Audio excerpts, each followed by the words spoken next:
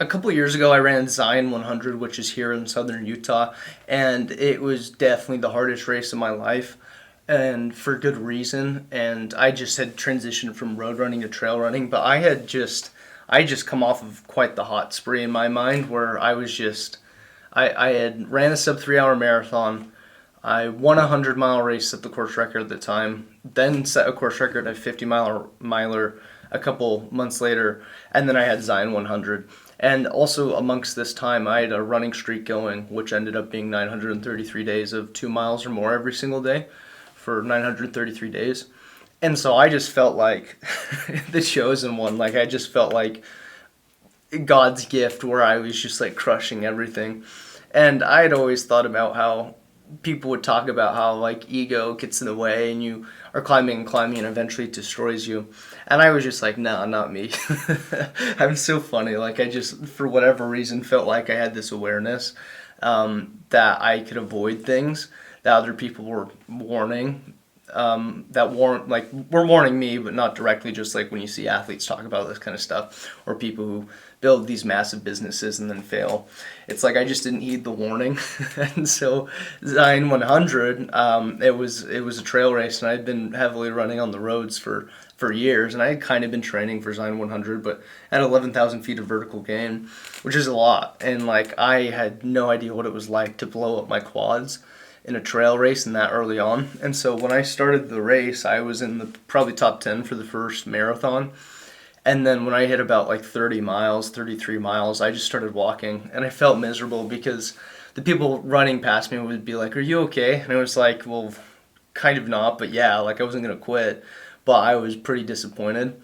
And I just went out too hard. Like I know what it feels like to run hard on a road, but to like blast it down a mountain or climb really hard and heavily, I just didn't know what I was getting myself into. And it was so damn valuable because when I finished that race, which was rewarding within itself, because at mile 30, I was mentally done. Like I've done enough long distances where it was like that was way too early for me to already be giving up in my head. And I pushed through and I finished that, which was so valuable because I did the thing even on a not good day, on a bad day. It feels pretty damn good to have a great day of racing or a great training block or a great workout.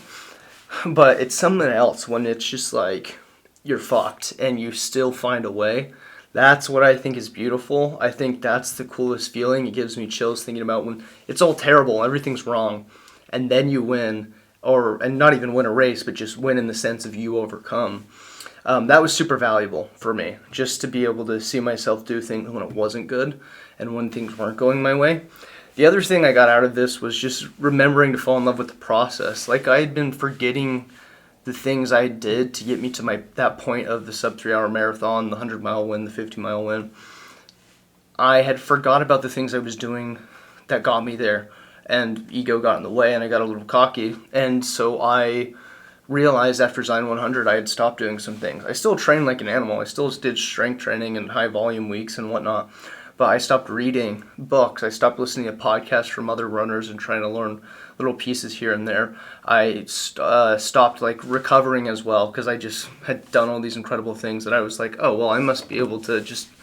Maybe I don't need to recover. Maybe I'm different. And it's not like that was a full conscious thought. It was just I took it for granted what my body could do and just didn't give it what it deserved and what it needs to be able to perform at the level I was performing. And so that was probably a very, like, one of the most valuable lessons of my life was, yes, doing it when, like, finishing the race on not a good day or when I screwed myself over by going out too hard. But also just being humbled. Like, it's just so funny when people talk about it. It's, like, easy to be like, yeah, stay humble, sure, yeah. But then that's ego just kind of brushing it off. And then when I was humbled, that was such a rewarding thing, and it made me come back to falling in love with the process again. Don't get me wrong, I still want to win. I still want to set course records. It's just important for me to enjoy the journey as well. And I was missing that, especially with some accolades that were starting to stack up. So I guess hopefully you heed my warning, or like unlike what I was doing with when hearing people talk about this kind of stuff. But I think it's just the perspective of You can always take failure or pain or positive things, but especially the negative side, and turn it into something that's serving. And that's what I got out of the hardest race of my life. So if you like running content, I love it if you subscribe. If not, that's cool. I hope you just got something out of the video, because really ultimately my goal is for people to develop their relationship with running more and enjoy it, and yes, get fitter faster, but also do it in a healthy way and mentally and emotionally just enjoy it.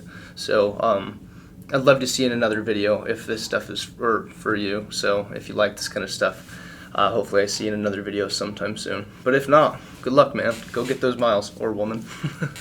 Good luck, whoever you are, and enjoy running. I'll talk to you later. Peace.